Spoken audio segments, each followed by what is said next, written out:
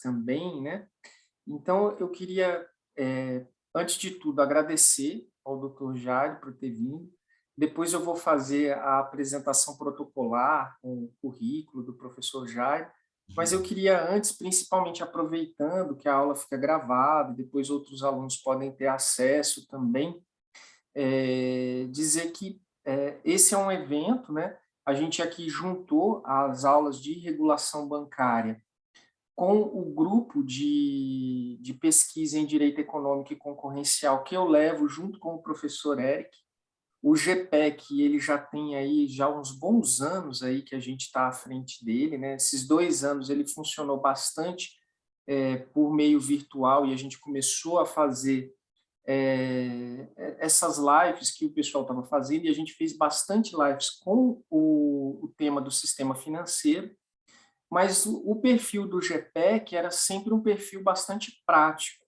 O que a gente engajava os alunos é falar, olha, vamos participar de uma ideia de transformação social, de dar uma colaboração para a sociedade.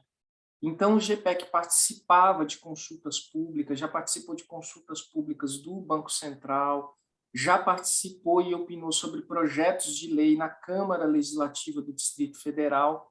O primeiro projeto de sandbox regulatório do Distrito Federal tem um parecer do GPEC, né? Então, a deputada distrital recebeu os alunos do IDP e tudo, levou em consideração, referenciou o parecer no parecer delas para aprovação da lei. Então, foi bem interessante a forma de participação, foi uma das mais emblemáticas que a gente teve.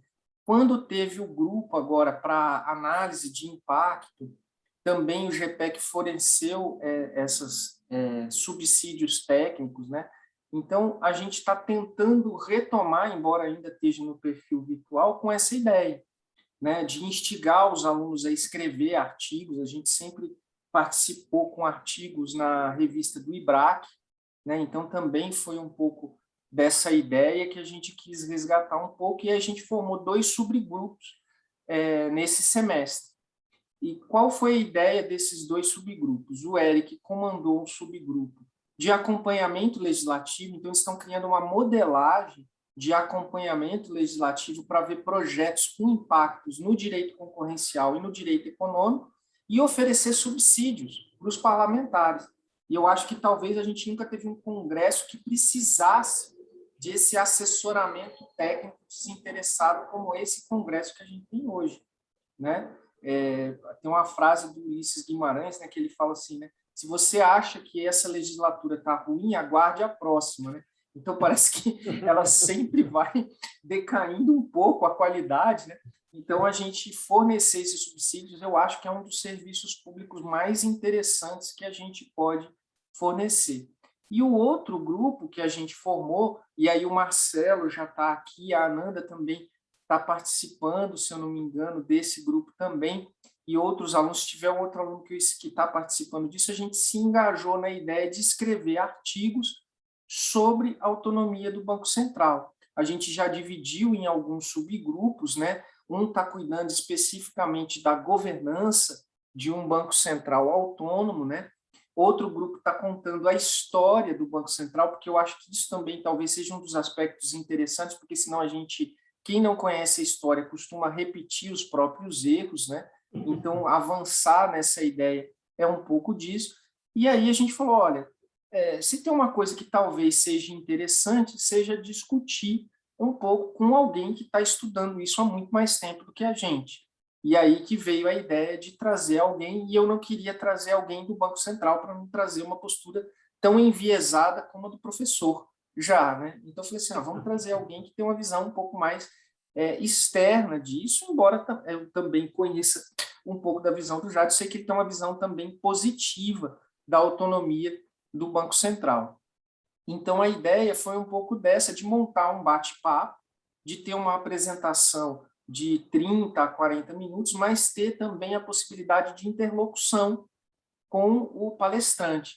Então, eu queria combinar com vocês, preferencialmente, se puder formular a questão pelo chat, pode ser uma opção, mas se quiser fazer a pergunta de viva voz, acho que é até interessante, eu pediria a gentileza de que ligasse a câmera e usasse o recurso de levantar a mão que o Zoom tem para a gente ir fazendo numa determinada ordem, para a gente não ficar vozes sobrepostas sobre as vozes, né? Então, a gente tenta organizar um pouquinho desse espaço.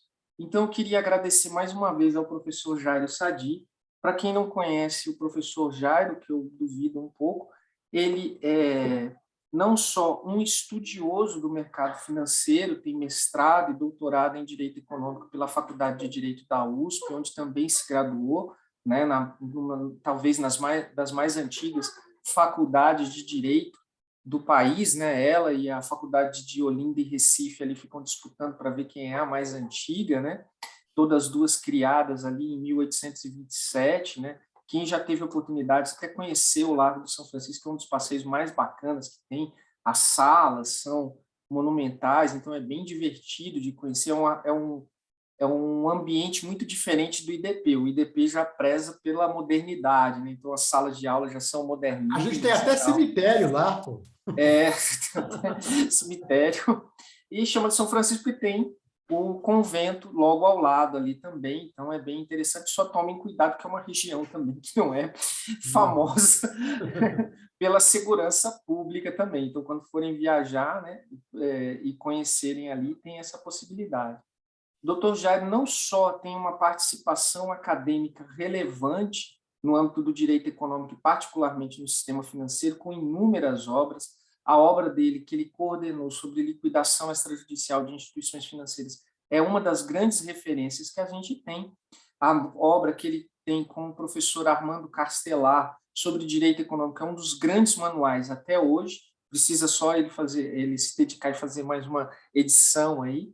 E sobre a autonomia do Banco Central, foi a tese de doutoramento dele no ano de 96, na Faculdade de Direito do Largo de São Francisco, sob a orientação do professor Fábio Nusdeu. Então, quem não conhece o professor Fábio Nusdeu é uma das grandes sumidades aí sobre isso, tem doutorado não só na área jurídica, como também na área de economia.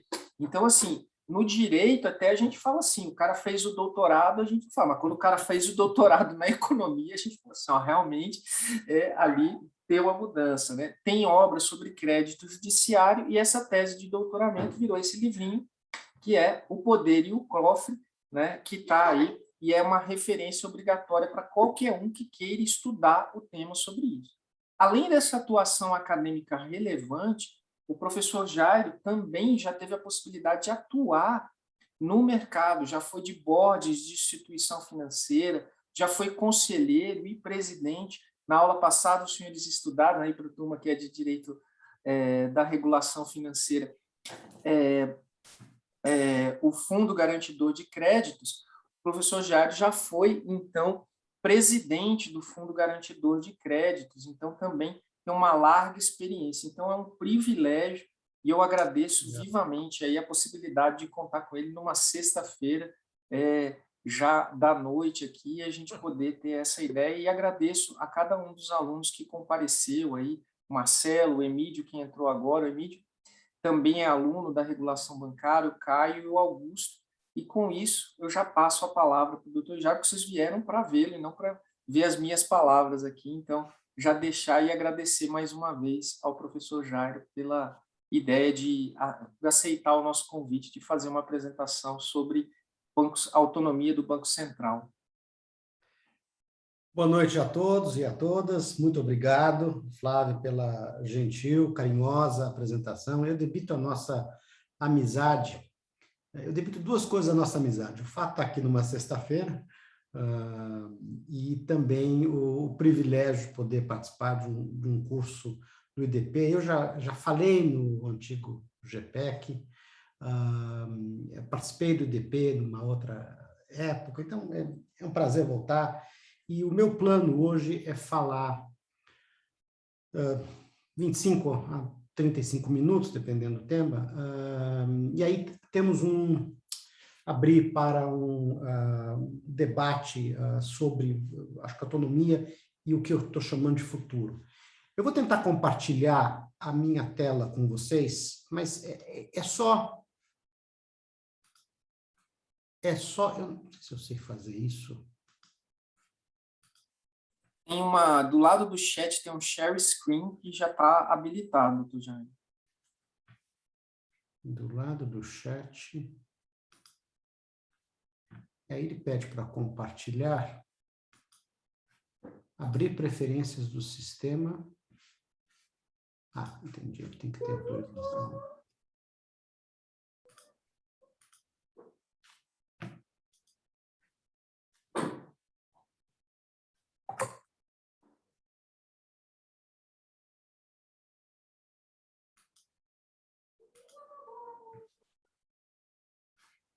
Vocês conseguem ver minha tela ou ainda não?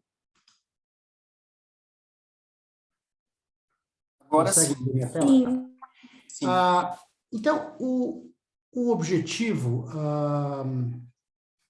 eu estou dando um título sobre o que eu estou chamando de últimos capítulos e próximos episódios. Nós estamos na era do Netflix, e o que eu pretendo são 2 slides, só para marcar um roteiro. O que eu queria era basicamente conceituar essa discussão, olhar um pouco a história, falar um pouco dos aspectos constitucionais, os últimos capítulos, que foi a Lei Complementar 179, mas depois já tratar de moeda, poder emissor, o que está vindo por aí, em termos de criptomoeda, stablecoins, DeFi, que eu acho que isso talvez seja mais o desafio desse tema. Queria falar um pouco sobre o Banco Central e o PIX, esse papel modernizador que o Banco Central tem assumido. Eu quero dar um viés mais crítico, apesar do professor Flávio ser da casa, eu vou me permitir alguns comentários. Afinal, nós estamos ainda numa república e numa democracia, mas eu queria tratar um pouco sobre isso, o que eu estou chamando esse mundo DeFi, o Decentralized Finance, tokenização e um pouco desenho institucional. Esse é o meu compromisso com os senhores. Eu vou tentar, então, fazer isso numa meia hora.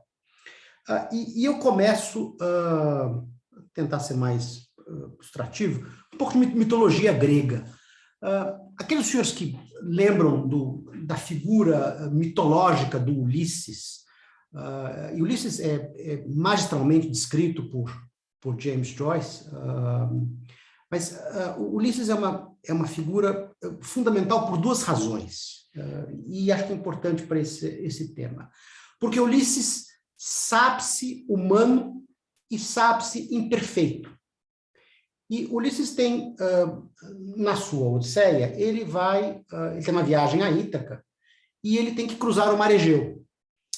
E nessa cruzada, sabendo-se humano e imperfeito, ele toma uma atitude que é absolutamente racional do ponto de vista dele como aventureiro, mas é uma atitude extremamente difícil. Como os senhores sabem, no mar Egeu existem as ninfas. Hoje a gente tem que tomar cuidado com o politicamente correto, né? Mas as ninfas são essa coisa extraordinária do canto da sereia. Elas têm um canto inebriante e, como os senhores sabem, às vezes só é acontecer, devoram os homens. E as ninfas, portanto, são extremamente perigosas, e Ulisses sabe do perigo das ninfas. E aí Ulisses toma a seguinte decisão. Ele convoca os seus marujos, ele pede que os marujos o atam ao convés, tapem os seus ouvidos com cera, e por mais que ele grite, por mais que ele ordene, por mais que ele comande, por mais que ele esperneie, que eles não devem, em hipótese nenhuma, tirá-lo dessa situação de limitação, daí o conceito de racionalidade imperfeita, eu chego lá, porque ele fatalmente vai sucumbir ao canto fatal da sereia. E com isso ele consegue atravessar o Mar Egeu, e aí, enfim, ele persegue as suas aventuras. E a história de Ulisses é importante porque o conceito de Banco Central, nada autônomo, eu vou tratar um pouco sobre isso, é a história de restrição do poder executivo em períodos pré-eleitorais, ou foi assim que pelo menos nasceu, tentando amarrar as mãos do executivo em termos de disciplina fiscal, e o assunto não poderia ser mais atual, em termos de disciplina monetária. Acho que o Brasil esqueceu um pouco os perigos da inflação nesses últimos anos, mas é claro que esse ano tivemos já um processo de um pouco mais de aceleração de inflação, mas a ideia é restrição ao poder executivo. Então, essa é a primeira história que eu queria contar aos senhores. Eu volto a ela para fazer referência em algumas ocasiões. Mas há uma segunda história. Aqueles dos senhores que são pais sabem que crianças não comem espinafre, verduras, tem absolutamente restrição, resistência a uma alimentação mais saudável. E aí, o que os pais fazem, isso é Kindlen e Prescott, eles, em geral, e a discussão é, ou adota uma postura discricionária, se não comer, o pau vai comer, ou uma postura de negociação. E Kindlen e Prescott trabalham esses dois conceitos no sentido de dizer, olha, existe discrição, existem regras. Regra é, se comer o brócolis, ganha sorvete de chocolate. A beleza da regra, e obviamente o direito é sobre regras e conduta humana, é que eu não posso, uma vez estabelecido a regra, me afastar dela. Então, dado que meu filho, minha filha, coma o brócolis, ela ganha sorvete. Se ela comer, eu sou obrigado a dar o sorvete. E a discussão de Banco Central também tem uma discussão sobre estabelecimento de certas regras. E quando se fala em Banco Central autônomo, é muito importante se pensar um pouco nas suas funções. Para que serve um Banco Central?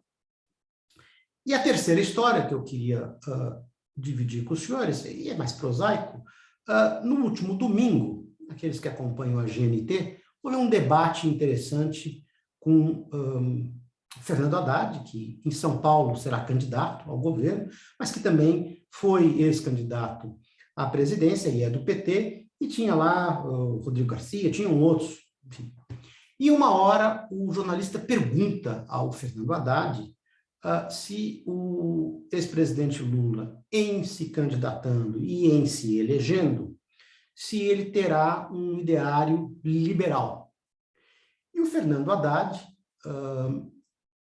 que é doutor em filosofia, mas também fez direito, meio contemporâneo, ele dá a seguinte resposta: nós não temos nenhum problema com o ideário liberal. É claro que privatização, autonomia do Banco Central, isso está fora da discussão.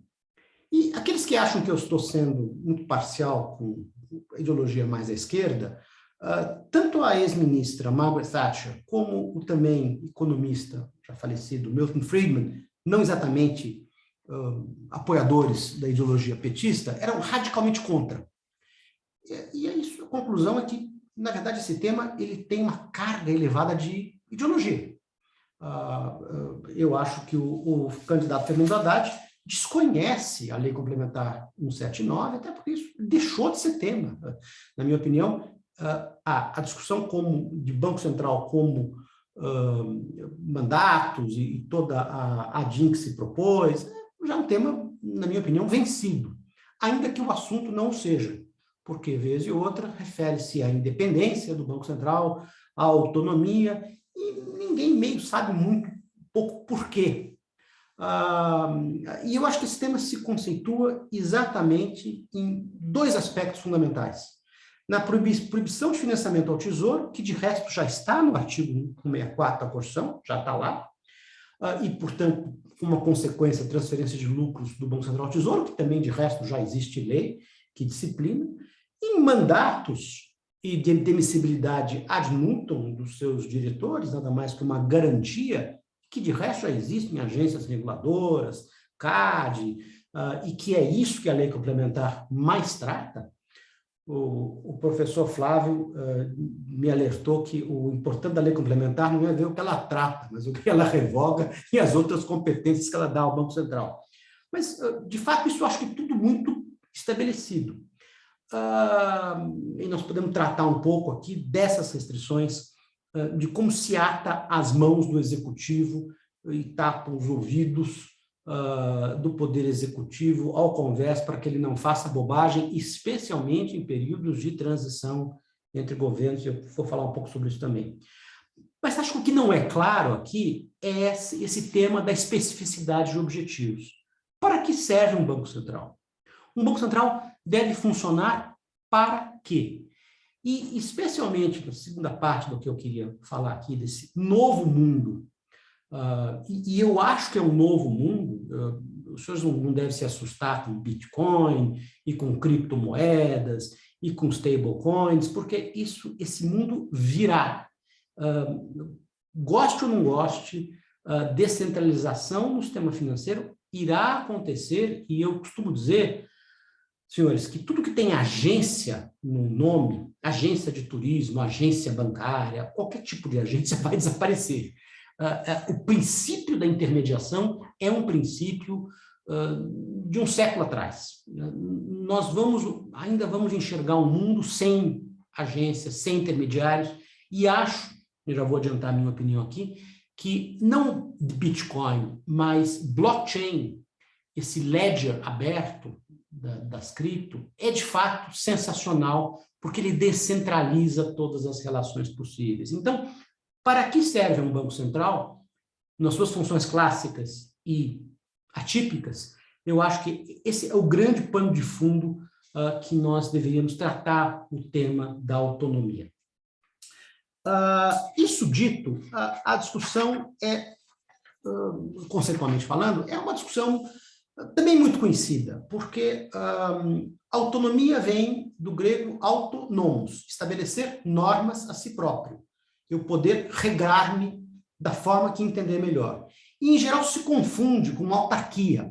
Ainda que o Banco Central seja uma autarquia especial, uma autarquia de natureza especial, como diz o artigo 6 da Lei Complementar, autarquia vem de autocracia, gerir-se a si próprio. Então, são conceitos distintos, e muito mais distintos em relação à independência, porque o artigo 2º da nossa Carta diz lá, e o Supremo tem repetido isso, nas várias crises com o Executivo, que são 3 poderes independentes e harmônicos entre si, o Executivo, o Legislativo e o Judiciário. Essa é uma concepção de Bolingbroke lá atrás, que evoluiu, mas hoje nós todos sabemos que tanto o Executivo, quanto o Legislativo, quanto o Judiciário, eles têm outras capacidades, o Executivo legisla, o Executivo também tem, o Judiciário também tem, por meio dos seus regimentos, capacidade legislativa e assim por diante. Então, isso hoje é bastante mais difuso, bastante mais complexo, mas eu não acho que o Banco Central é um 4º poder, e essa era a crítica que se fazia logo depois da nossa Constituição de 88, eu participei de alguns projetos também nessa época, de ser um 4º poder, e na DIN essa discussão volta, que é um pouco cansativo, porque não é um 4º poder, é uma autarquia, ela tem capacidade de se gerir, e hoje ela tem mandatos. O limite da autonomia é maior, pode ser patrimonial, mas a autarquia, de modo geral, já tem autoingerência sobre o seu próprio patrimônio, pode ser administrativo, coisa que não é, porque os senhores mesmos estão no regime único do funcionalismo público, pode ser operacional. Desculpa, vocês estão no regime da AGU, né? PGBC, mas ainda os funcionários estão no regime único do funcionalismo público, e aí teve toda uma discussão de, bom, eles já têm domínio sobre os instrumentos de política monetária, portanto, essa autonomia instrumental, operacional, já existe, o que é verdade. Isso desde a gestão do presidente Armínio Fraga, se estabeleceu que o Banco Central poderia gerir os seus próprios instrumentos. Então, eu acho que a discussão de autonomia está um pouco eu diria, passada, no sentido de que, na minha opinião, já está superado. Essa conceituação está superada. E, ainda que eu reafirme, esse componente ideológico que existe entre direita e esquerda, ser um tema da direita, a autonomia do Banco da Inglaterra começou com Tony Blair, que não era o contrário, era trabalhista, era de um viés mais de esquerda. Então, o conceito, eu acho que está bem estabelecido. A história mostra que há um processo evolutivo. O Banco Central e sua respectiva autonomia não nasce de uma vontade do legislador. A autonomia do Fed, ela nasce de um acordo de 1951 entre Tesouro e Executivo. Em alguns países, como por exemplo no Japão, as decisões políticas monetárias são por consenso. Então, eu acho que a história e instituições determina em cada momento, em cada circunstância, a sua própria evolução. O Banco Central não é um construto humano, não é um construto legal, não é um construto... e eu acho que isso, obviamente, num futuro, poderá, inclusive, ser muito questionado, porque ele nasce com o poder emissor. O Banco Central, ele nasce como banqueiro dos bancos, em primeiro lugar, na Suécia, e depois é na Inglaterra que ele, de poder de banqueiro dos bancos, que é alguém que dá liquidez em situações extremas, ele passa a ter, então, uma função de emissor de moeda. E acho que a discussão de emissão de moeda, que o professor Valde chamou de poder monetário, é uma das coisas mais geniais da humanidade. A moeda é uma abstração extraordinária e que deu muito certo. E aí, é claro que quando se discute stablecoins, o que nós estamos querendo desafiar é algo que deu certo por 300 anos, de forma ininterrupta, com uma série de problemas, mas é evidente que a emissão da moeda estatal, isso não era assim, pela corrente de free banking, da emissão privada, que é um pouco que se fala hoje com a emissão de algumas criptos, e aí tem o tema do lastro monetário, mas o lastro em ouro, não é à toa que a Libra é uma medida de peso, uma medida de moeda. A Libra deu como moeda estável tão certo, e apenas em 1844, com Acts of Peel, há alguma mudança na medida de peso para a medida métrica de sistema monetário. Mas é esse poder emissor e a moeda, essa abstração genial. Marx tinha um conceito curioso. Marx dizia que a moeda era a prostituta da humanidade, porque, de fato, ela satisfaz as necessidades, ela permite com que as necessidades tenham... Mexer nisso aqui. Eu só estou vendo o Alan Costa aqui na tela. No canto superior direito é um view. Eu estou vendo só ele. Nenhum problema. Mas, essa capacidade do Estado, de fato, que com religião e moeda tornam uma nação soberana. E essa evolução, e o Brasil tem... O Gustavo Franco fez um livro extraordinário, que é de fato um livro de fôlego, porque Lei e Moeda, ele conta as inúmeras transformações que o Brasil teve na sua capacidade de emitir moeda, na sua denominação, mas, em último aspecto, moeda é o que o direito diz que é moeda. Moeda é uma criatura do direito, não é uma criatura da economia. Quando se pergunta ao economista o que é moeda, ele descreve as suas funções. Moeda é reserva de valor, meio de troca, forma de pagamentos diferidos, isso são funções da moeda. A moeda é uma criatura jurídica, porque moeda é o que a lei diz que moeda é. E é isso que está na lei que definiu o cruzado, doutor Flávio, lei 9.700 Lei 9.069. 9.069. Então, o real é nossa moeda porque esta lei a definiu como tanto. Então, vejam, senhores, que o que nós estamos vivendo é o desafio de um sistema que deu muito certo e com consequências no sistema financeiro, porque o sistema financeiro eu tenho agentes econômicos que são clientes de banco, no caso brasileiro, e os bancos que têm conta com o Banco Central. E todo o desenho desse double tier system com CBDCs na sua concepção original, eu entendo, o Dr. Flávio me alertou isso hoje, que o Banco Central pretende um sistema intermediário. Tenho uma certa dúvida, vamos chegar lá, para que isso serve, mas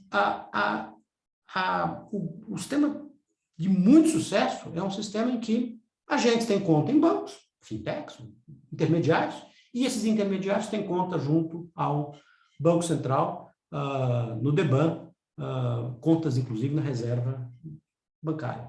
Então, esse é um sistema que funcionou muito bem. E a nossa carta de 1988, ela cita o Banco Central em 4 ocasiões, estou um pouco atrasado, eu vou correr um pouco agora, em 4 ocasiões diferentes. Em 2 ela fala sobre nomeação, e em uma ela fala sobre financiamento ao Tesouro, que é o 64, e aí ela cria o famoso capítulo do Sistema Financeiro Nacional no artigo 192. Nas 2 primeiras citações, que é indicação do Poder Executivo para aprovação pelo Senado dos diretores e mandatários do Banco Central, que é uma típica invasão de um poder constitucional. Lembre-se, os senhores, que o chefe do Poder Executivo é o presidente e Banco Central é executivo. Nunca deixará de ser executivo, ainda que ele tenha características de autorregramento, né? Mas ele, obviamente, é poder executivo. É uma típica invasão, porque o poder executivo deveria, sim, independente, poderia nomear os seus próprios colaboradores. E isso, pela nossa Constituição, existe uma aprovação, uma sabatina, pelo Senado dos seus diretores. Então, é indicado pelo Executivo e aprovado pelo Senado. Essa invasão constitucional, no passado, isso era uma meio aprovação de cortesia, uma coisa meio sonolenta, também para outros cargos, por exemplo, o Supremo Federal, deixou de ser. As últimas sabatinas têm sido, pelo menos, mais divertidas, no sentido que são mais longas. E aí, ele, no artigo 64, ele trata sobre esse impedimento de financiamento ao Tesouro, com alguns outros parágrafos, inclusive no sentido de que o Estado deveria depositar em bancos públicos, porque foi superado. E aí veio um artigo 92, que tinha lá 3 parágrafos, e esses 3 parágrafos, de fato, contaminaram, porque um tinha uma limitação de juros, que era o parágrafo 3º, é uma discussão, uma ADIM número 4 tratou sobre isso, portanto, uma das primeiras ADIMs,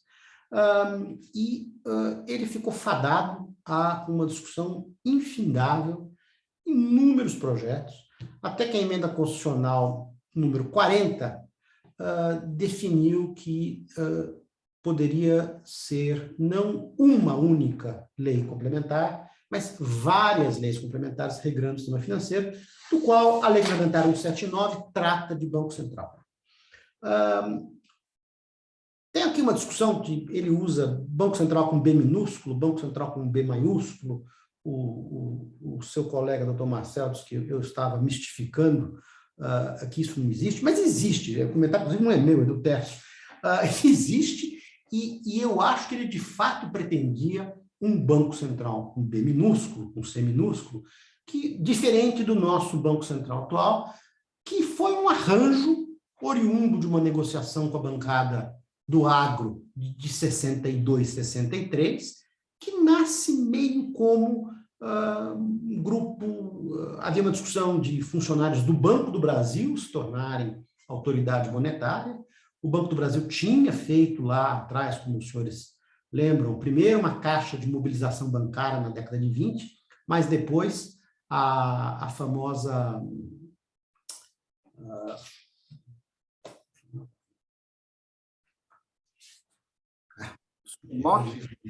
a SUMOC, que era, na verdade, um departamento que estava lotado no Banco Central, ainda que tivesse características de independência. A SUMOC é de 45, que era a Superintendência da Moeda de Crédito, do Decreto-Lei 7293.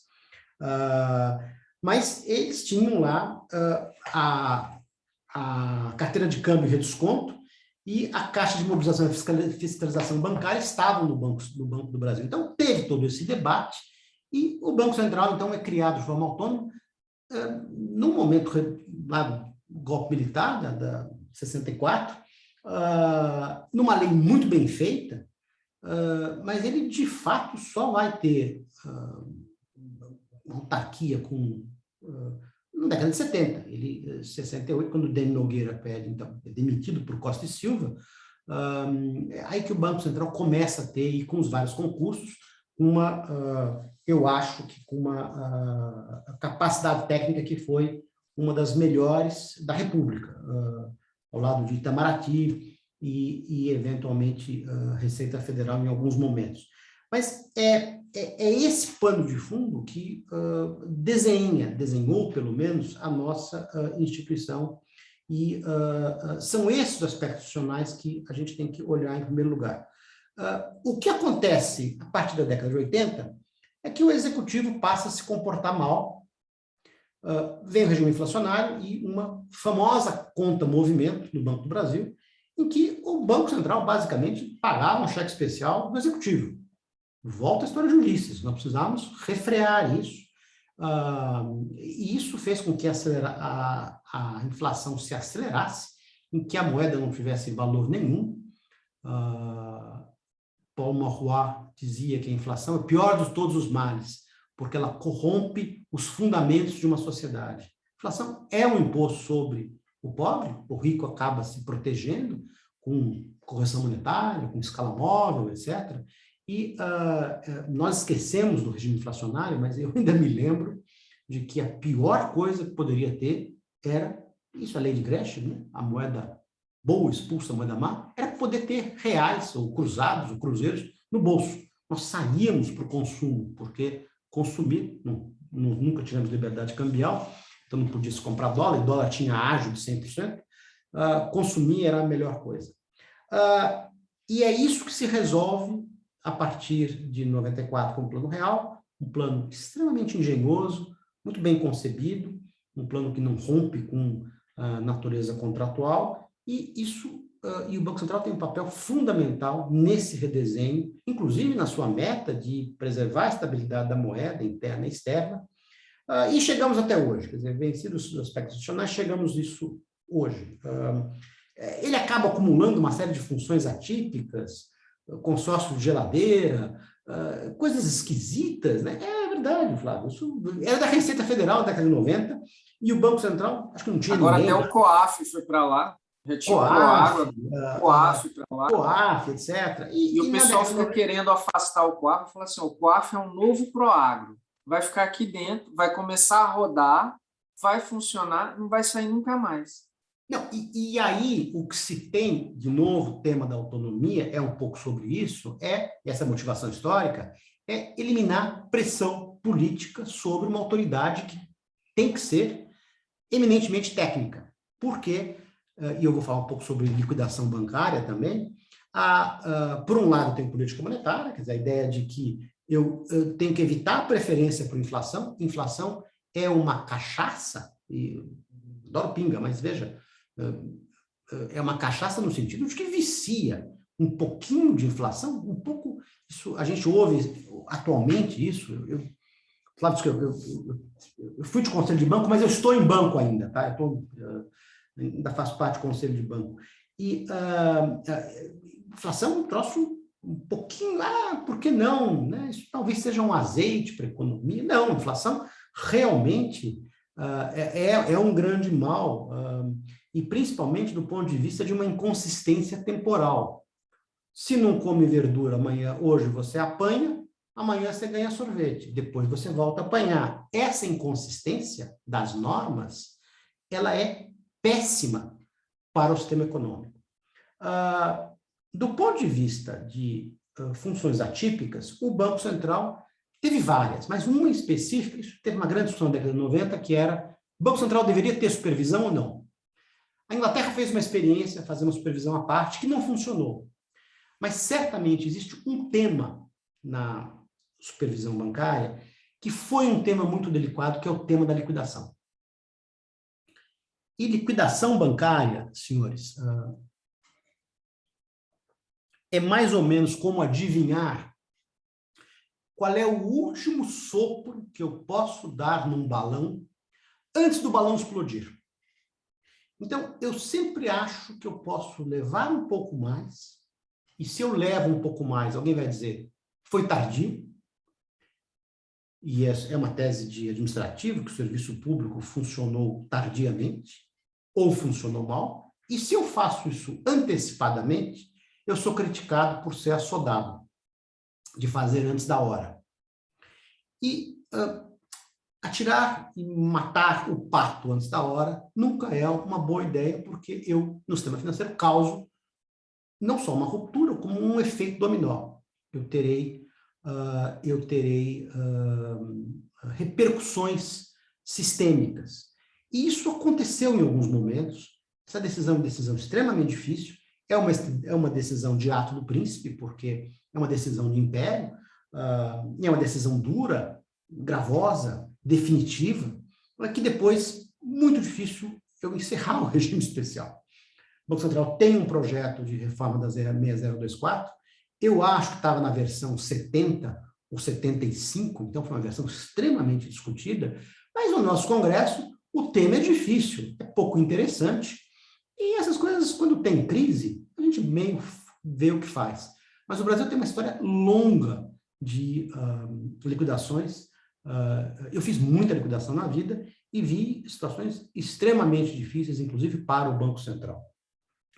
E essa discussão em 90 foi, deveríamos tirar do Banco Central, deveríamos fazer uma agência independente, a Inglaterra ficou, eu ainda tenho dúvidas, porque é poder de polícia, e isso deveria talvez ser um departamento muito autônomo. Acho que hoje o mundo também já evoluiu, e acho que ninguém acha que deve ser autônomo, deve estar no Banco Central, porque acaba tendo uma série de vasos comunicantes, como, por exemplo, todo o sistema de punição dos agentes econômicos, de processos administrativos, tudo que é oriundo do poder de polícia. Mas isso ainda tem alguns problemas de gravidade, e aí o Banco Central anuncia que nós temos arrecadado mais em termos de multa.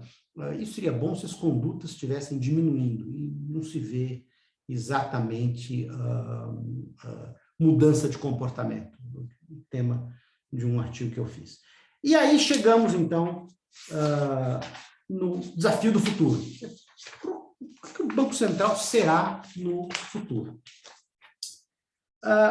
Primeira tese do novo Banco Central, desse Banco Central pós, digamos, Bolsonaro, é uma tese de um Banco Central que não é apenas um indutor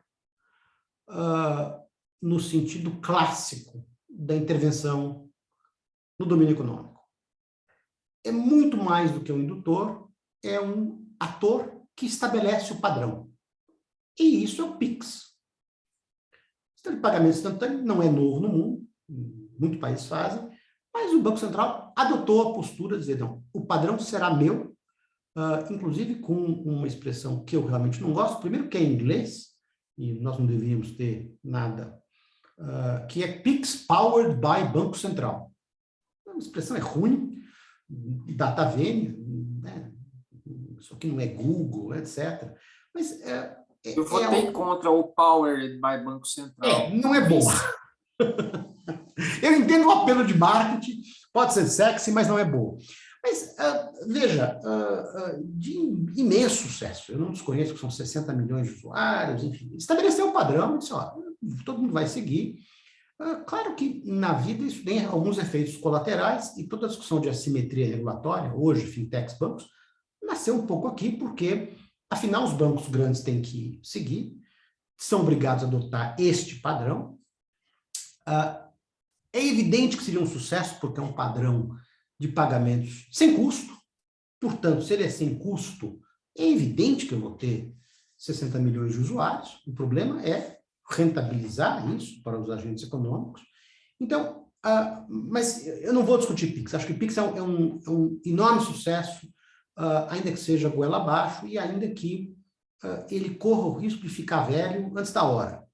O problema é o papel de definição de ator. E aquela professora de Harvard, a Manzucato, entende que o Estado deveria ter esse papel realmente muito mais do que indutor, muito mais e no passado isso foi um papel diretivo, não só de indução, mas de participação no domínio econômico, mas um papel agora de estabelecer certos padrões. E o que se vê hoje, no projeto de lei 2303, de autoria do deputado federal Áureo, de Solidariedade do Rio de Janeiro, e também no substitutivo do deputado Expedito Neto, sobre regulação de criptoativos, é trazer isso para o Banco Central. Está lá, com todas as letras, de que a imprensa aplaude, porque, afinal, existe toda uma tese de lavagem de dinheiro, de pirâmides, etc., vira mais um tipo de instituição. Já temos as financeiras, temos as de pagamento, teremos as de garantia, as garantidoras, e assim nós vamos entulhando o Banco Central de uma série de coisas, inclusive agora criptos ativos.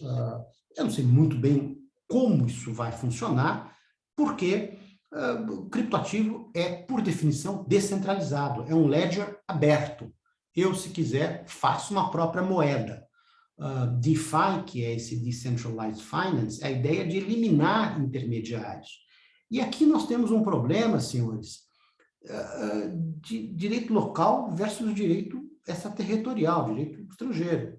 Se você me regular, eu simplesmente estabeleço meu site em Cayman, não sei onde, e aqueles que têm interesse nesse mercado, já existe uma série de ETFs, que são fundos de índices, vendidos no Brasil, são regulados, porque eles são tratados como multimercado no estrangeiro, pela Anbima, pela regra da Anbima e da CVM. A CVM tem agora um sandbox, mas são todos em Cayman, são todos em jurisdições offshore. Então, quando eu consigo, de fato, regular, eu tenho uma série de dúvidas. Veja, ninguém é a favor de lavagem, ninguém é a favor de pirâmides.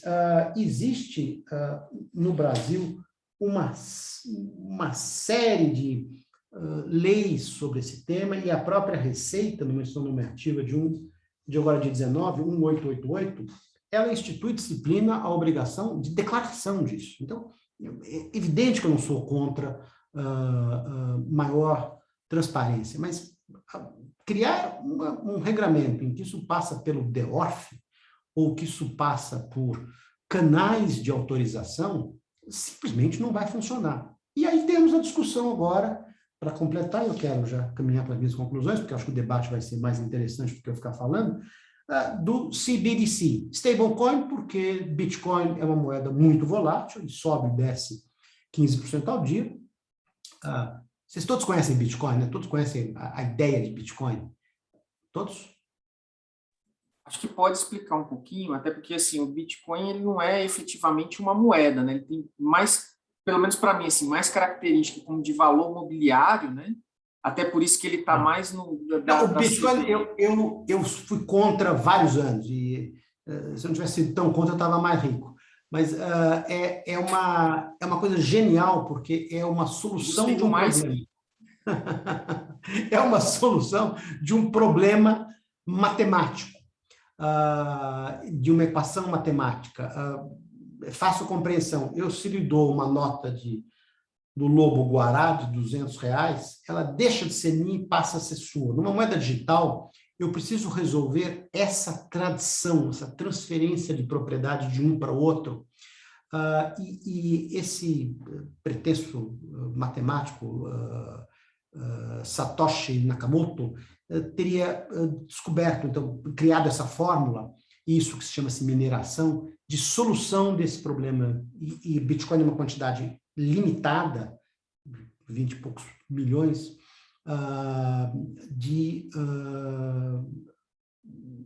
se é moeda ou se é valor mobiliário é uma boa discussão. Eu acho que é moeda, porque ela tem valor de troca e valor de reserva. Mas nós não estamos aqui falando de Bitcoin, nós estamos falando aqui de qualquer... A definição de moeda é aquilo que todos aceitamos como um denominador comum. Então, se eu hoje fizer um romã, e todos aceitarem um romã por serviços ou por bens e consumo, isso passa a ser uma moeda, isso não é um valor mobiliário per se.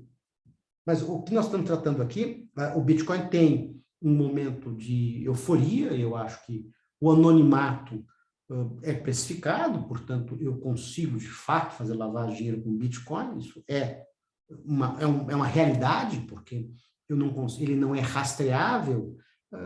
Hoje os Bitcoins são transacionados em exchanges, então, até exchange mas eu posso, de uma exchange, colocar numa hard wallet e ele deixa de ser rastreável.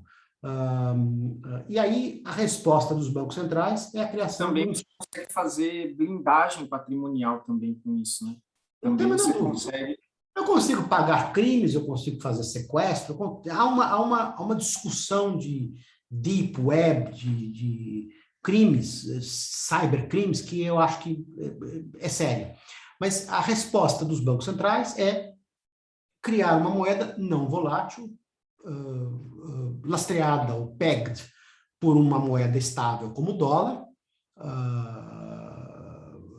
que não seja... E aí a criação de uma série de outras moedas, como o Ether, que é uma moeda baseada no sistema Ethereum, que é uma plataforma aberta e com todo um regramento. A discussão aqui, acho que eu vou parar daqui a pouco, mas é quanto que eu consigo regular isso?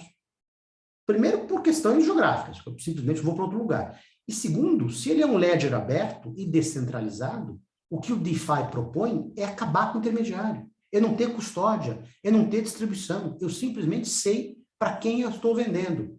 E aqueles senhores que já compraram qualquer cripto, mesmo Bitcoin, sabe que eu consigo ver de onde veio, para onde vai, porque o ledger é um livro contábil aberto.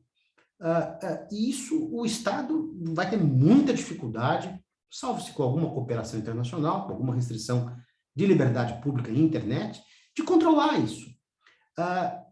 E aí a minha conclusão um pouco é, se o Banco Central terá que fazer tudo, nós vamos voltar a discutir esse tema da autonomia para sempre.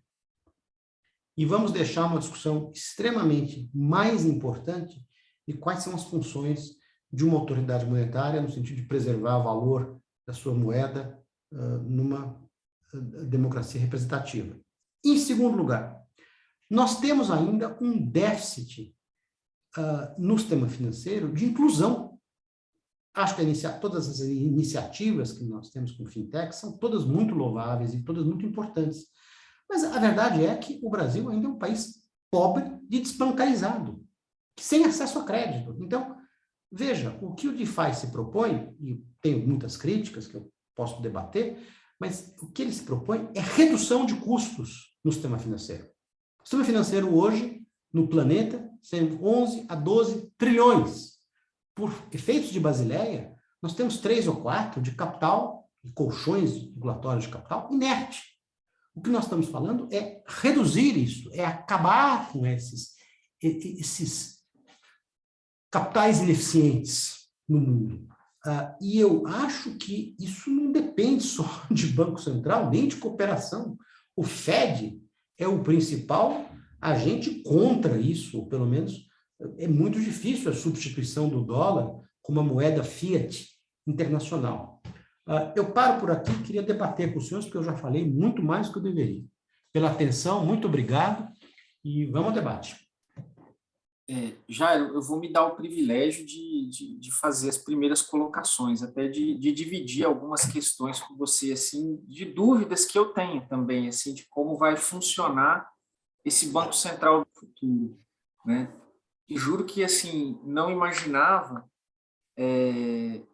uma discussão, assim, tão à frente até do CBDC, né? Até a gente trocou algumas mensagens falando sobre CBDC e tudo, e até o Banco Central tem, assim, quem não teve a oportunidade de ver, eu recomendo que veja os webinários que o Banco Central fez, né? E em que visivelmente você percebe também que o próprio Banco Central está tateando um pouco para entender o que é. Ele fala assim, eu tenho que correr atrás, porque senão eu não vou sobreviver, né? E tem uma frase sua que foi muito parecida com o que o Cristiano, né, que é o meu chefe, é o procurador-geral do Banco Central, fala para mim também. Ele fala assim, olha, a autonomia do Banco Central, ela não vem por um estatuto legal que ele confere. Ela vai vir se a gente conseguir prestar serviços condizentes para a sociedade e a sociedade começar a ter como um valor. Então, a partir da criação do real, principalmente, o Banco Central, e principalmente depois do regime de metas, e acho que por isso que você fez a referência ao Armínio Fraga, porque ali se consolida o regime de metas, o Banco Central começou a prestar um serviço que, mesmo num governo que vinha com uma visão mais crítica, trouxe o Meirelles para dentro do Banco Central, que era um concorrente direto, né? Ele era deputado pelo PSDB, né? Ele abriu mão do mandato para ser presidente do Banco Central e ali se consolidou.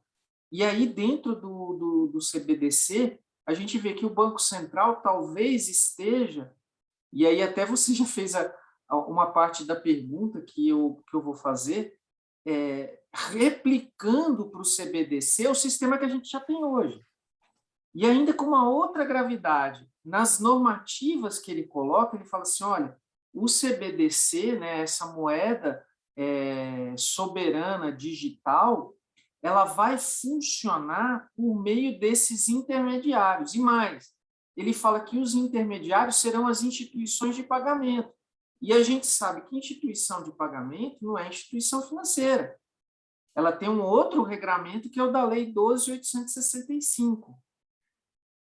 O que você vê nessa diretriz do Banco Central, de que ele está tentando replicar um sistema para continuar sobrevivendo? Qual vai ser a utilidade de ter uma moeda digital que vai ficar ao par? Até nesses webinários, o próprio servidor do Banco Central falou assim, olha, a moeda eletrônica que a gente tem, ele já é uma espécie de CBDC, porque você deposita esses recursos numa instituição de pagamento, essa instituição de pagamento é obrigada a depositar no Banco Central ao par, um para um. Então, aquilo vira uma moeda eletrônica que você vai transferindo para as pessoas, e ele fala assim, é como se fosse uma fake CBDC, né? Uma emulação de CBDC. Eu aí, não assim, acho. um ganho com essa ideia? Eu não acho. Eu acho que essa é a solução do possível, porque a graça do sistema bancário é o multiplicador bancário. Essa é a essência do sistema bancário. Ele é capaz de multiplicar dinheiro. Todos conhecem isso, imagino. E isso não é uma criação humana, é fruto da experiência bancária. E a solução de passar por IPs, e portanto o regulamento da 12.865, é que as IPs não multiplicam dinheiro. E esse é o debate, essencialmente, é o debate das assimetrias regulatórias que está tendo hoje, e por isso que as fintechs estão tão raivosas contra os bancos, porque, no fundo, o que nós estamos tratando aqui é dessa capacidade de alavancagem. E não há sistema financeiro sem alavancagem. Veja, todo o regramento de Basileia e tudo que aconteceu são limitações à alavancagem. E isso é bom, porque, afinal, o ser humano, eu sou robesiano, o ser humano é mau, e se deixar, faz todas as bobagens possíveis e imagináveis. Então, eu acho que criar um CBDC deste jeito, primeiro, é um pouco uma resposta do mundo possível. Os grandes bancos de varejo não vão ter nenhum interesse, poderiam criar suas próprias moedas. Há uma discussão, primeiro, uma discussão constitucional, né? Porque a emissão de moeda é privativa da União, nem do Banco Central. que é o artigo 22. Isso já é uma esticada ali, assim, o Banco Central poderia, então, emitir moeda. Eu entendo que isso também pode ser discutido, né? Esse monopólio emissor da União. Mas isso dito, as IPs hoje e as contas digitais, elas têm zero alavancagem. E a resposta é verdadeira na crítica da assimetria. Elas são obrigadas a depositar 100% em compulsório. Ou seja, moeda digital não há risco. Isso foi o desenho da arquitetura do sistema, de dizer, não vou ter um sistema que me dê trabalho, que me dê chance de quebrar. Bancos quebram, são liquidados, não porque tem 100% compulsório, porque tem alavancagem, riscos de crédito, liquidez, seja o que for, né? Derivativos, riscos. E são riscos que possibilitam, na verdade, também o desenvolvimento econômico, porque esse é o outro lado do risco. Então, eu acho que essa solução do possível, o que melhora para o consumidor, na minha opinião, nada. Na minha opinião, zero. Rosca, nada. Não há um ganho, a não ser dizer o seguinte, bom, isso aqui é moderno, então eu vou ter um cartão, eu vou ter um real digital, não um real. Eu acho que, no final do dia, isso é moeda escritural. Então, e essa discussão entre digital e digitalização. É como se eu fosse um real digital. Não é um CBDC. Não é uma moeda estatal. O CBDC teria que ser uma nova moeda, e aí sim, você tem razão, é um sistema intermediário, eu acho que é preparativo para um futuro diferente em que eu possa ter conta no Banco Central. Eu possa ter conta em real e uma conta nominada em real soberano no Banco Central. E esses tem uma discussão teórica relevante de como vai essa conversão entre um e outro. E todo mundo que adotou hoje Bitcoin como moeda soberana se deu mal. É só olhar El Salvador, a experiência é horrível. Então, talvez nós não estejamos prontos ainda para esse futuro. Eu acho que não estamos. Eu acho que nós devíamos discutir outras coisas, como, por exemplo, DeFi, etc., mas longe de Banco Central. Então, a solução de IP é uma solução possível. Não acho que é ruim. Eu acho que é a única. Não sei se eu me atendo, mas assim, eu como tenho visto esse assunto, tá? Não, perfeito. Eu só vou aqui pegar no celular, porque o pessoal mandou umas perguntas aqui para mim aqui. Mas se quiserem falar, perguntar ao vivo... Pergunta assim, a pergunta é do Augusto, ele mandou aqui que queria saber a posição do professor sobre o papel de um Banco Central independente na contenção da inflação. Pergunto isso tanto pelo atual quadro de inflação no Brasil, quanto para recentes discussões sobre o papel do Fed na redução da inflação nos Estados Unidos. E agradece a palestra e parabeniza o professor aqui também, o Augusto. É uma boa pergunta e além de muito atual, o papel é fundamental, porque se eu não posso ser demitido ad nutum e eu tenho um mandato específico, que e aí eu não falei, devia ter falado, eu vejo hoje a autonomia do Banco Central como um contrato com a sociedade, que é o contrato de metas, em que eu estabeleço uma meta inferior, uma meta superior, eu digo, eu vou trabalhar nessa meta, esse é o meu papel. Eu não acho que o Banco Central devia cuidar de emprego, de qualquer outra variável, mas isso dito, então é importante que se tenha alguma coordenação macroeconômica, que tenha alguém na Fazenda coordenando as várias políticas, fiscal, tributária, todas as outras políticas do Estado. Uma vez que eu estabeleço esse contrato, e eu acho que o mundo caminhou assim na Nova Zelândia, para dar um exemplo concreto, o presidente e a diretoria precisam cumprir sob pena de, não só de responsabilidade, como demissão. Então, uma vez estabelecida a meta, esse é o objetivo do Banco Central. E se ele tem autonomia, ele pode, inclusive, dizer, isso foi na época do Boris Yeltsin, na Rússia, que aprovou esse projeto, dizer não ao governo. Dizer, olha, isso não é assim. Nós vamos, situação de hoje, nós não vamos dar um auxílio emergencial, porque isso rompe teto de gastos. Ou nós vamos dar um auxílio, que eu acho legítimo, desde que a gente corte despesa. O compromisso do Banco Central tem que ser com a meta, nem com o fiscal. Então, ele tem essa capacidade de dizer não ao governo. Governos querem se reeleger. História da public choice. Políticos fazem tudo independente da escolha dos meios para atingir os seus fins. E aí, um Banco Central independente é o freio, é a restrição uliciana para esse tipo de comportamento. Então, é fundamental. Realmente é fundamental. E o Brasil, claro que tem pandemia, eu não desconheço isso tudo, acho que o auxílio emergencial foi fundamental para recuperar a economia, mas nós estamos já há 10 anos, mais de 10 anos, saindo de uma relação dívida-PIB que é explosiva. Quanto isso pode ser?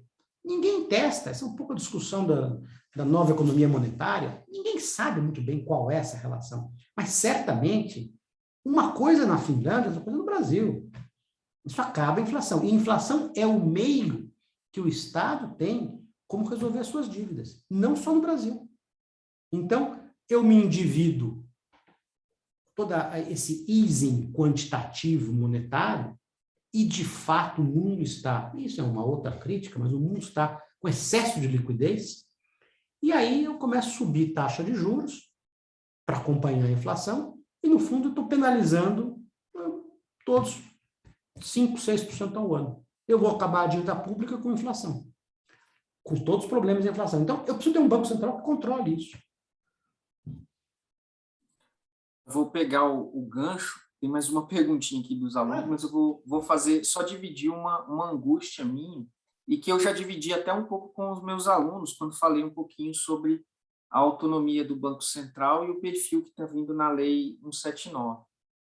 Você falou assim, olha, se ele não cumpre o mandato, que foi o pacto que ele fez com a sociedade, de conter a inflação, sem prejuízo das ideias de manter uma tentativa de pleno emprego, e aí ele fala assim, o presidente do Banco Central e os diretores, diz a lei, eles podem ser demitidos a pedido, a cometimento de enfermidade, e no 4 ele fala, quando apresentarem comprovado e recorrente desempenho insuficiente para o alcance dos objetivos do Banco Central. Aí eu falo assim, bom, o objetivo ele é global, ali, de conter a inflação.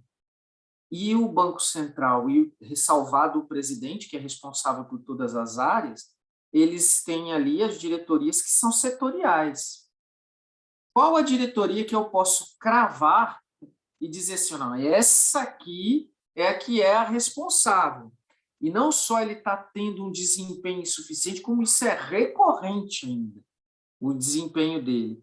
E aí, por exemplo, a pessoa fala assim, por exemplo, se eu fosse para ser diretor, qual diretoria você quer? Eu falo, eu quero essa ou a de administração ou de relacionamento institucional, porque ela não se relaciona diretamente com os objetivos. Então, eu cumpri o meu mandato e fico ali de forma tranquila. Eu falei assim, olha, tinha que ter algum link aqui com as atribuições daquela diretoria que está especificada para aquela pessoa. Né? Eu não sei como que isso pode funcionar, a não sei que você faça uma terra arrasada.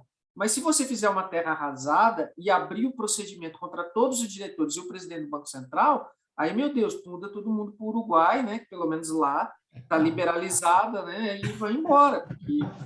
Não, isso não vai funcionar, né? Isso claramente é uma dessas coisas abertas, vagas, ambíguas, que não funcionam. Agora, eu acho que essa 179 podia ter avançado mais. Eu falei isso na época. Podia ter criado um board do Banco Central, como tem em outros países, resgatado um conceito da 4595 de comissões consultivas,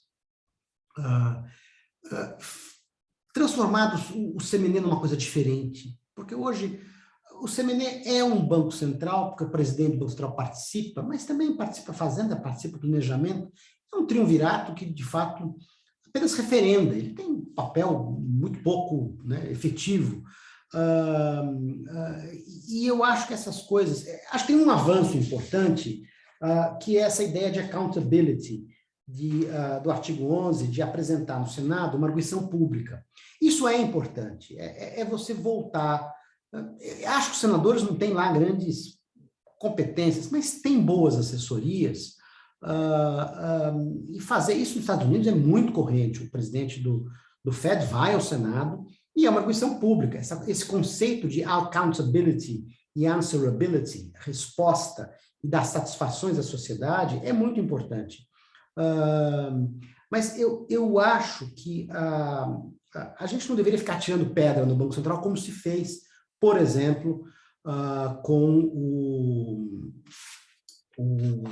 no governo Reagan, quando o então presidente do Banco Central, como é que ele chamava? Não era Alan Greenspan, o último, o anterior.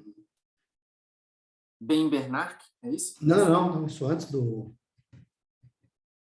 Antes do Greenspan? Eu já...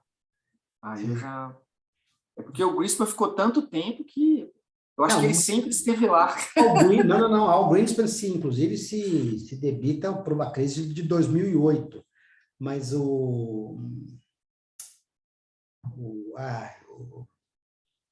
vou lembrar o nome dele. Mas, de qualquer maneira... Oi? Seria o Hank Paulson? Não, o Hank Paulson era secretário do Tesouro. Tesouro, perdão. Quando o Reagan assumiu, esse presidente do Banco Central... desculpa. Paul Volcker? Paul Volcker, muito bem. Eu pesquisei agora aqui. O Volcker, tá vendo? Dr. Google. O Volcker fez... o Reagan assumiu e a inflação começou a subir. E, inclusive, chegou a 20%, que nos Estados Unidos não tem correção monetária. Então, catástrofe social brutal. O Volcker não teve dúvida, colocou os juros em 20%. O Senado, em peso, quis mandar o Volcker embora. Havia quase 25 milhões de desempregados nos Estados Unidos, porque lá a política monetária realmente tem um efeito na economia muito real. Então, ele teve peito de derrubar a inflação. E graças ao Volcker, que os Estados Unidos, na década de 90, conseguem crescer com o Greenspan. E é o Greenspan que faz toda a lambança que vai desaguar em 2008, numa crise extraordinária. A crise de 2008 foi uma crise extraordinária. O melhor exemplo que eu dou sobre a crise, eu estava em Miami numa arbitragem, no meio da crise, e eu fui a um shopping, à noite, enfim, sozinho. Eu era a única pessoa no shopping center. Única, só tinha eu e Deus. Parecia aquele filme do I'm the Legend, que o mundo acaba, essas coisas. Então, assim, crise é um negócio sério. E o Volcker teve essa coragem de reduzir. Então, veja, o presidente do Banco Central tem que ter essa coragem de subir juros quando ninguém quer que suba, de poder usar política monetária de um jeito efetivo quando ninguém quer. E aí, ele tem que calibrar as expectativas da sociedade. O Brasil hoje, esse ano, teve repiques de inflação. Nós estamos num momento difícil. Acho que a inflação vai ceder ano que vem, por outras razões. Mas nós temos um problema aqui de desabastecimento, nós temos um problema de preços relativos, e a pressão política é muito grande. O Brasil é um país que sabe fazer pressão política. E tudo que está se vendo nesses 2 dias é um pouco, inclusive, do meu ponto de vista, uma debandada horrível, muito ruim para o país, especialmente nesse momento, eu ia fazer esse comentário, em que o mundo está com excesso de liquidez, commodity, o preço lá em cima. Então, nós estamos perdendo uma chance extraordinária da gente se desenvolver mais e de resgatar um pouco questões como desigualdade, entre tantos outros temas. Eu tenho mais uma pergunta, mas eu vou deixar a Ananda, que levantou a mão, fazer uma pergunta, depois o Emílio, que aí eu acho que essa participação ativa é bem legal. Oi, Ananda. Boa noite.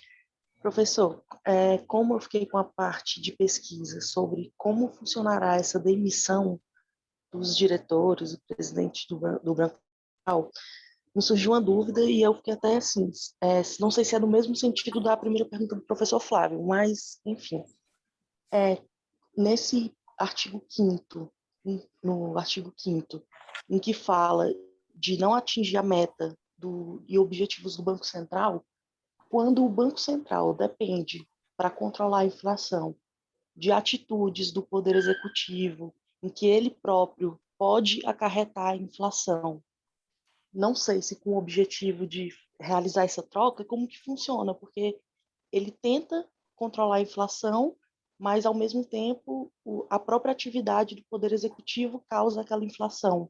Como que ocorreria esse controle para demitir ou não, sendo que não é o próprio diretor, o presidente do Banco Central, que dá causa?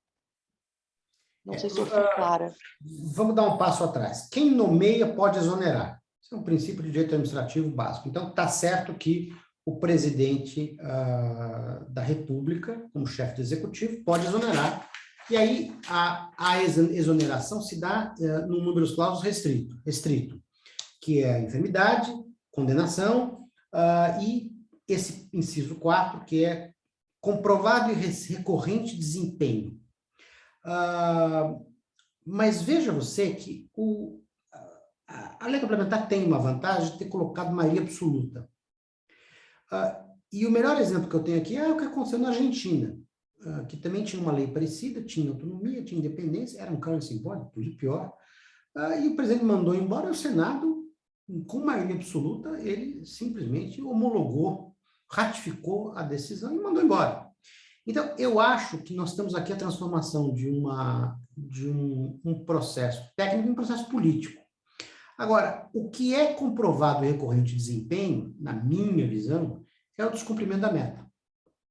Porque o único tipo de desempenho que se tem, veja, eu preciso comparar com, tem alguma métrica, no sentido de comparar a ação ao resultado. E o único que eu tenho, ex ante, é meta. Eu não tenho número de instituições liquidadas, ou número de consumidores que reclamam com seus ombudsman, ou número de clientes lesados com Bitcoin, nada disso. Eu só tenho meta de inflação. Então, o comprovado e recorrente desempenho é meta. E aí, veja, compete ao CMN. Veja que absurdo, Ananda, porque compete ao CMN, da qual o presidente do Banco Central faz parte. Então, ele, no mínimo, está advogando a seu próprio favor. Submeter a proposta de exoneração. Eu acho que, conhecendo, como todos nós, o ser humano, ninguém geralmente recomenda a autoexoneração. Chama-se demissão. Peço demissão. Né? Eu recomendar a minha própria exoneração. Só aparece naqueles ministros japoneses, né, ali que a gente vê, né? Mas aí eles cometem harakiri, aí é diferente. Aí já é um outro problema. Então, eu acho que esse é o tipo de coisa inaplicável. E aí ele estabelece a hipótese de vacância, uma hipótese de interinidade por um diretor. Então, eu sinceramente acho que isso aqui não para de pé. Acho que isso não vai acontecer. Acho que isso não para de pé. E acho que isso é algo mal construído. Agora, também, veja, quando acontece isso, ou se acontecer eu já cruzei, como aconteceu na Argentina, eu já cruzei a fronteira do descontrole. Então, aí também é irrelevante, aí eu já estou num impeachment presidencial, e aí é bom que se tenha algum presidente do Banco Central, porque é sobre credibilidade, que possa fazer a transição entre dois regimes. Quando o Arminio era presidente do Banco Central no governo FHC, e antes, vocês se lembram disso, antes do Lula 1, 2004, o dólar teve uma subida vertiginosa.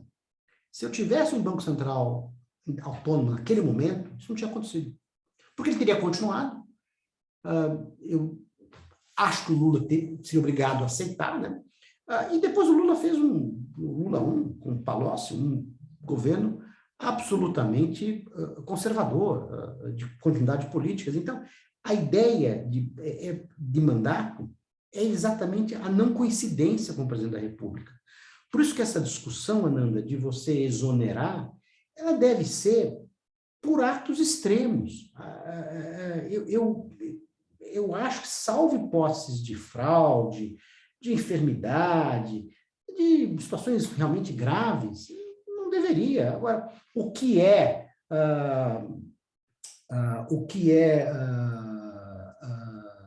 esse conceito de comprovado e recorrente desempenho insuficiente isso é um pouco essa noção do que é submeter você a grave prejuízo.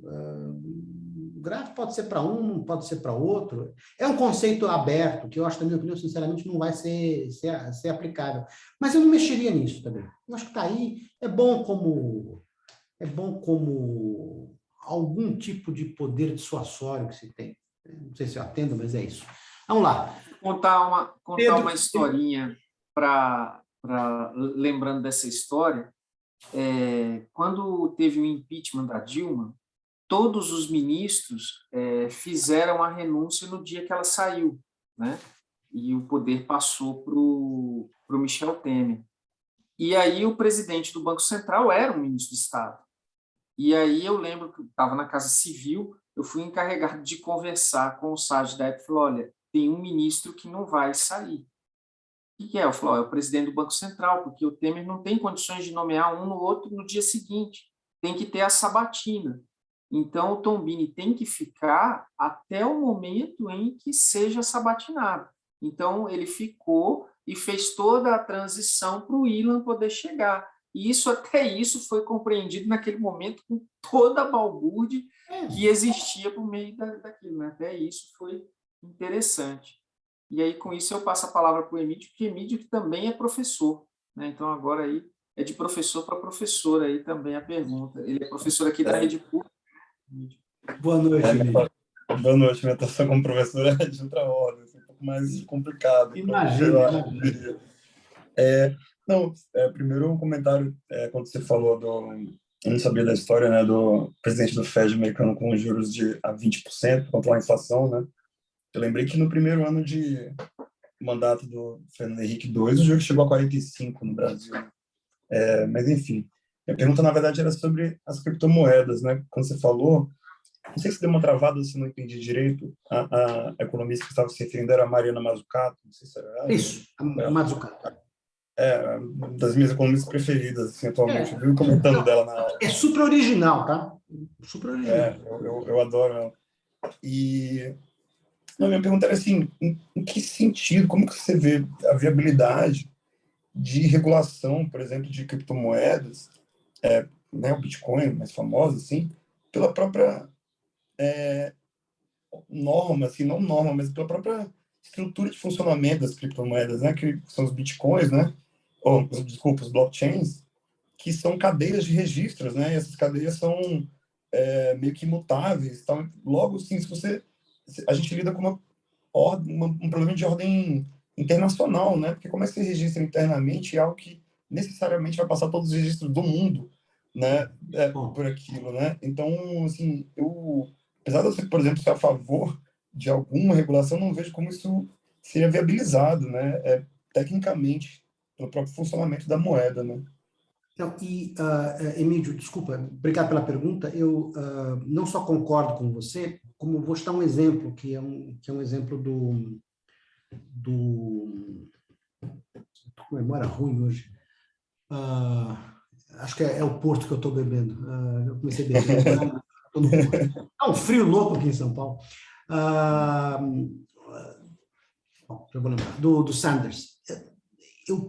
Não é porque eu dou liberdade de expressão que eu posso sair gritando fogo numa sala de cinema cheia de gente. Eu acho que a sociedade vai encontrar um jeito de regular isso, de coibir. Veja, eu olhei alguns números de um grande banco de varejo sobre a quantidade de denúncias que ele fez por causa de problemas de cripto com lavagem de dinheiro.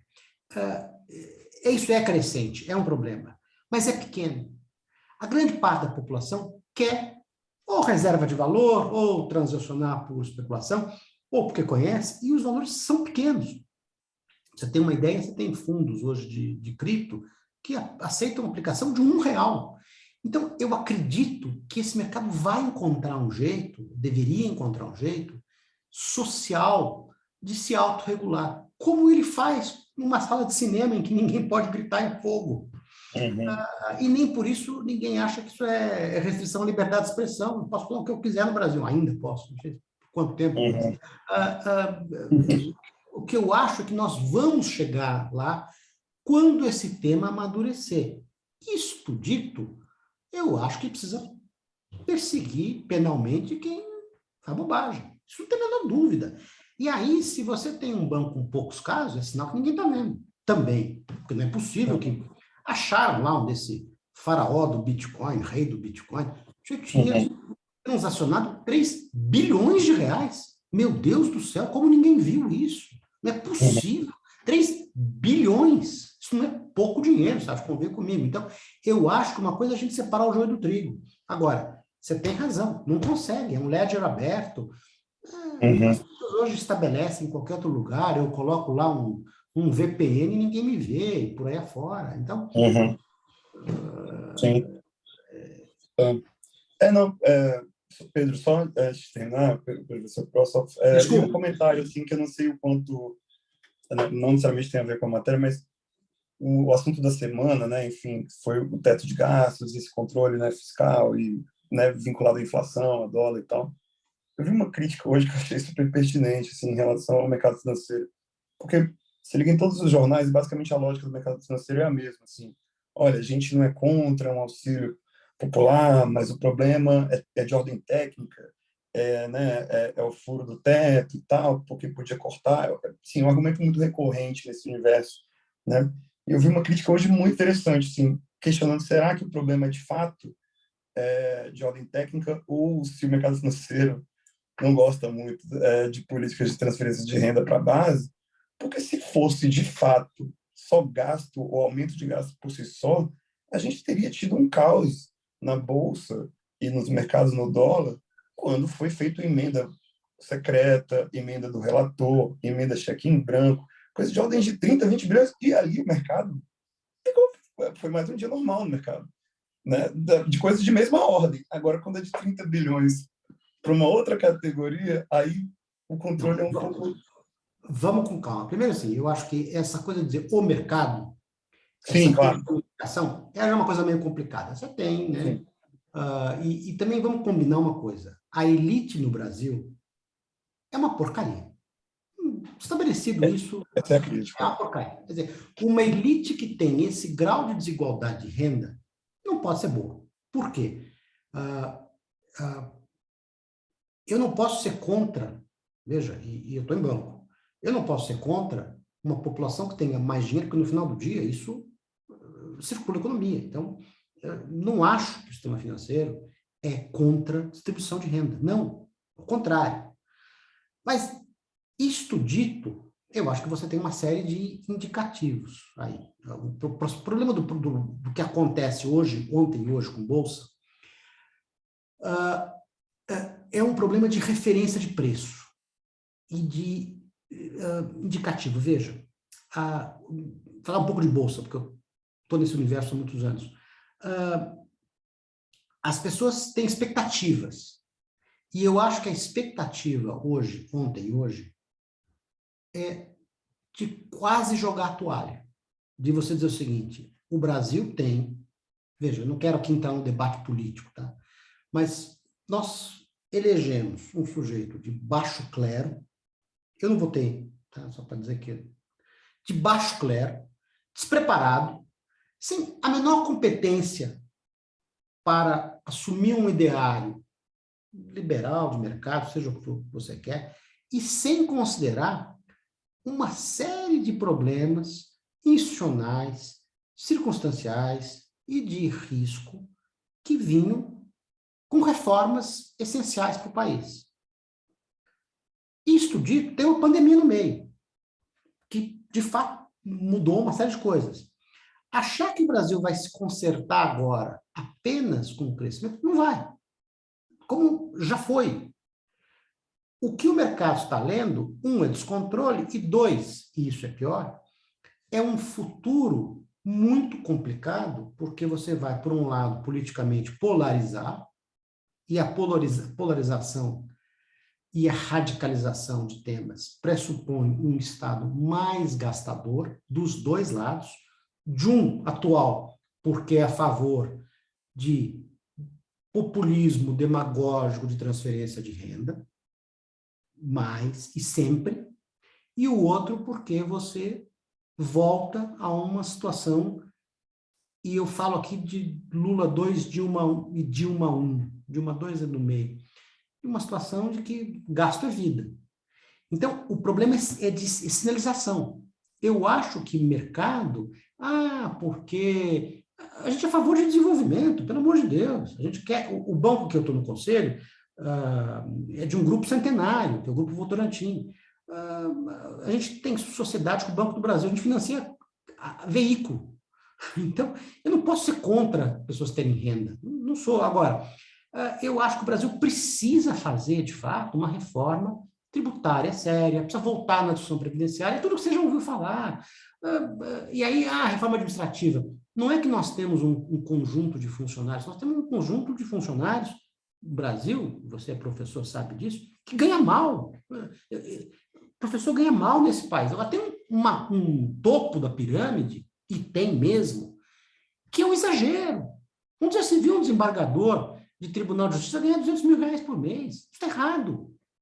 Ninguém pode ser contra um negócio desse num país de pobre, né? Onde já se viu isso? E por aí afora, você tem, sabe, aposentados ganhando muito mais do que o teto, para falar do administrativo.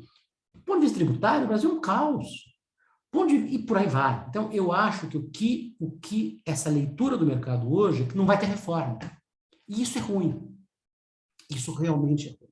De um país que é rico, de um agro bombando, agronegócio no Brasil, putz, é coisa impressionante. É impressionante. Aí você olha o que o Brasil faz com temas ESG, e especialmente a Amazônia, lá fora, é uma vergonha. A gente tem vergonha de ser brasileiro lá fora. Esse cara colocou um ministro do meio ambiente, o primeiro, que não dava, e o segundo agora quase igual, sabe? Esse tipo de coisa é... Aí o outro não toma vacina, come pizza na calçada. Isso é uma vergonha para o Itamaraty, que é uma instituição centenária, de gente super competente. Então, eu acho que o mal-estar é esse. Quer dizer, está chegando no fim um governo com um ministro da Economia que não para de falar bobagem, com todo respeito ao Paulo. Fala bobagem. Não sei o quê, waiver. Onde já se viu, Flávio, alguém falar waiver? Meio de comunicação, sabe? Tem. Então, um pouco me insurjo, me inflamo com isso, porque, como brasileiro, tenho pena de o Brasil estar nessa situação. Não sei se eu lhe atendo, mas enfim. Pedro. Professor, acho que agora seria oportuno de trazer uma questão que eu trouxe aula passada para o professor Romano, e ficou meio que um enigma, ele não conseguiu responder na hora, e acho que agora, como eu estou diante de uma autoridade, me pareceu bastante oportuno.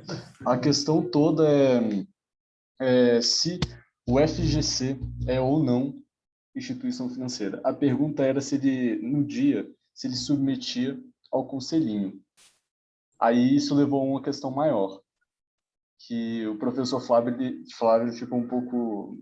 Assim, ele conseguiu responder na hora, anotou para tentar responder depois, e agora, como eu estou diante de um consultar as bases até para ver. Não. O FGC não é uma instituição financeira, ele é uma associação civil, sem fins lucrativos, marcada por resolução. Veja, esse é um outro arranjo brasileiro, sabe? Aqui nós estamos entre nós, apesar de estar gravando, o dia que me reproduzirem eu nego, mas devia ter uma lei, devia ter uma arquitetura mais bem desenhada. Eu acho, por exemplo, que o FGC deveria ter, ele tem natureza pública, ele deveria ter, inclusive, e já falei isso para a gente do Banco Central, ele devia ter participação do Banco Central no seu conselho. Ele deve ter natureza pública e, eventualmente, certas características do sistema público. Ele não é, porque ele nasceu numa crise, que foi a crise de 95, e o Banco Central vê com muito bons olhos essa flexibilidade de ser privado. E hoje nós temos um problema, não é problema, mas isso é república e é democracia, mas é exagerado, que são órgãos de controle, TCU, CGU, AGU, que ingessam o Estado, tudo vira um problema. Então, o fato de ter um FGC privado, em alguns momentos, e eu estava na casa quando surgiu a crise do BTG, o seu controlador havia sido preso, isso eu preciso de mais branding para poder contar, Mas isso, de fato, é bom ser privado nesse momento, porque nós tomamos uma decisão ali que, em certo sentido, foi o Lehman brasileiro, salvou uma situação grave. Agora, ele é uma associação civil hoje. Ele se equipara à instituição financeira para algumas coisas, porque, por exemplo, ele tem... algumas sim, outras não. Ele, por exemplo, hoje não tem conta na reserva. Havia um pleito de tentar ter conta na reserva no DEBAN, porque o acordo inicial era Caixa e Banco do Brasil, que são impedidas por lei, 4595-6024, serem liquidadas extrajudicialmente, pagam, contribuem para a FGC para não haver nenhuma diferença entre públicos e privados. Mas, no fundo, ele paga por alguma coisa que ele nunca vai usar. Então, a contrapartida disso foi investir o seu caixa e todos os recursos que ele acumula e amealha nas instituições financeiras públicas federais, incompromissadas. Então, ele é um arranjo brasileiro, sabe? Ele não é... eu acho que uma reforma... Na aula passada, eu usei a expressão que ele era um ornitorrinco jurídico. Assim. Mas é uma instituição civil criada por uma resolução do CMNE. Né? Até a pergunta do Pedro era um pouquinho mais específica na aula passada. Assim. Eu falei assim, olha, eu preciso de um tempo para parar e pensar. Porque como ele faz algumas atividades e ele tem a possibilidade de gerir algumas instituições financeiras em crise, ele pode, eventualmente, se sujeitar às previsões da Lei 13.506. Até a pergunta dele era mais maldosa. E aí eu fui conversar com o pessoal ele e não falei tem... Veja, a previsibilidade de gerir é o seguinte, ele pode ser nomeado como qualquer outro, pode ser raiteiro, as experiências foram ruins, como você bem sabe. Sim, muito ruim, e acho que não vai acontecer de novo. Não vai acontecer de novo. Nem o FGC quer, nem o Banco Central quer. Mas, veja, no final do dia, deveria ter certas funções, se ele pudesse dar um exemplo que acontece fora, ele ser um bridge bank, ele poder comprar uma instituição e no seu colo, na sua gestão, revendê-la para um terceiro no mercado. Agora, ele é público de forma muito limitada. Por exemplo, vou dar um exemplo. Ele não tem acesso a nada na supervisão. Ele recebe a notícia que um banco foi liquidado depois que sai o ato presídio. E isso é ruim, porque muitas vezes a gente no mercado sabe que o banco vai ser liquidado, que o Banco Central nem decidiu, porque, é claro, você tem cheiro de mercado, o funding começa a reduzir, você começa a ter boataria, etc. Isso aconteceu várias vezes. Então, simplesmente, você deveria poder ter algum... E aí, para outras coisas, ele tem. Por exemplo, a história do censo, ele tem acesso a todos os dados bancários, ainda que agregados. Então, acho que isso precisa ser revisto.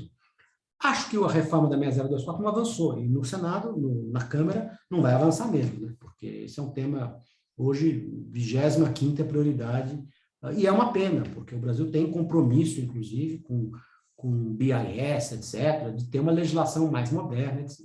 E tem coisas técnicas, você que é de contencioso, doutor Flávio, coisas bobas, juiz universal, você poder não ter 2 quadros gerais de credores, você poder ter... A 13.506 avança em algumas coisas, mas em outros não. A lei, né, sobre outro tema.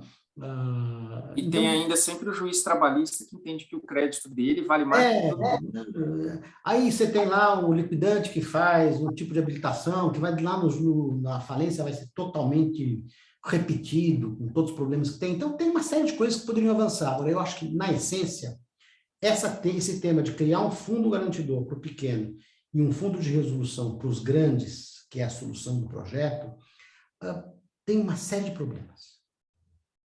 Mas isso é uma aula... E a gente chegou já no limite do nosso horário. Não. Até agradecer. Vocês não aguentam mais. Ficou só uma pergunta do Marcelo, e eu acho que a pergunta do Marcelo é mais para mim até do que para você.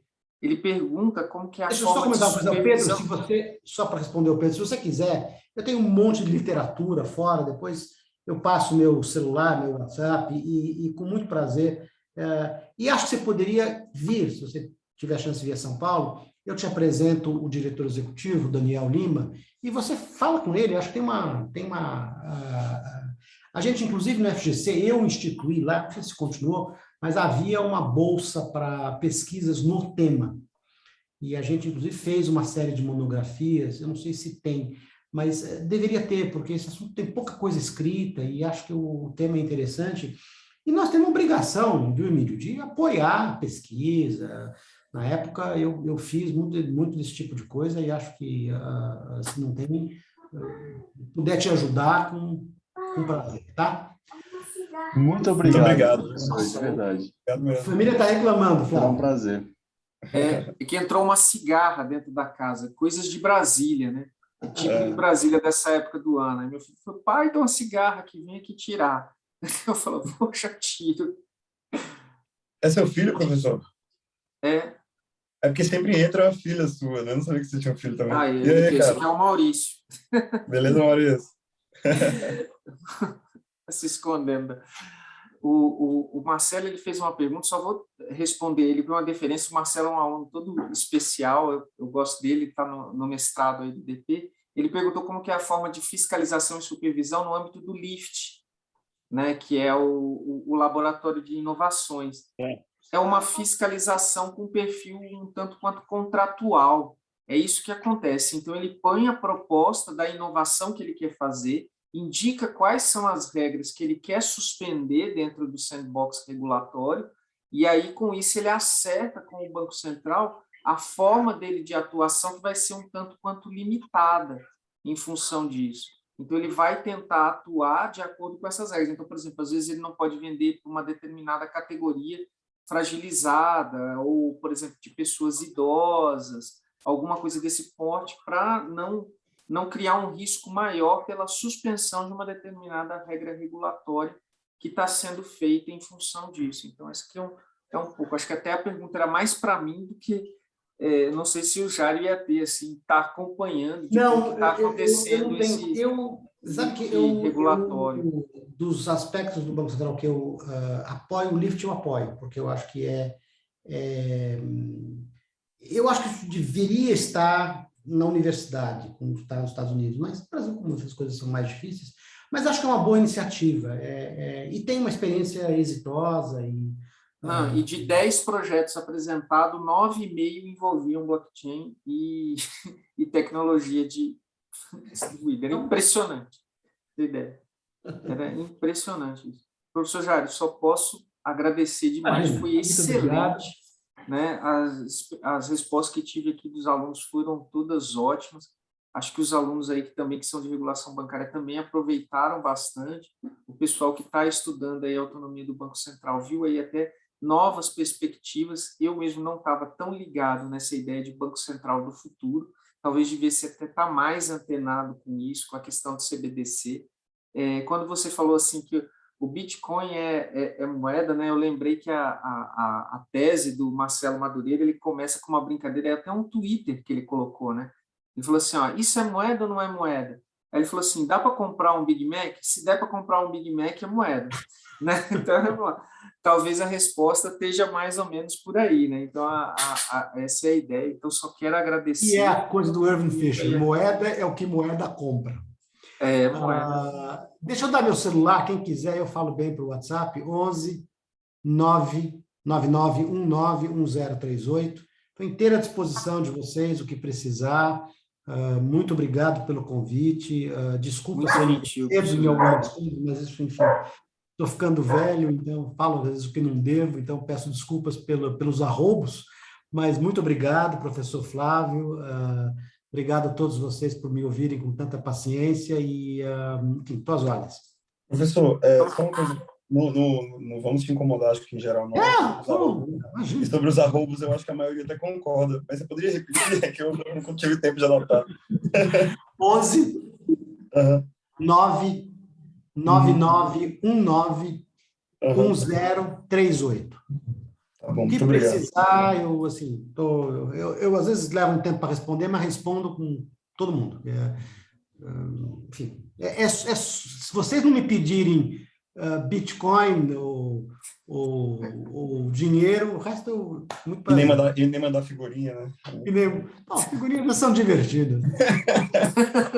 Então, Obrigado. Boa noite a todos. Obrigado por Boa falar noite, bom final de semana. Na Igualmente, próxima todos sessão vocês de volta. também. Obrigado. Valeu. Tchau, tchau, pessoal. Até tchau, mais. Flávio. Tchau. Tchau, tchau, tchau, Luiz. Tchau, João. Até mais. Valeu, Ananda. Brigadão.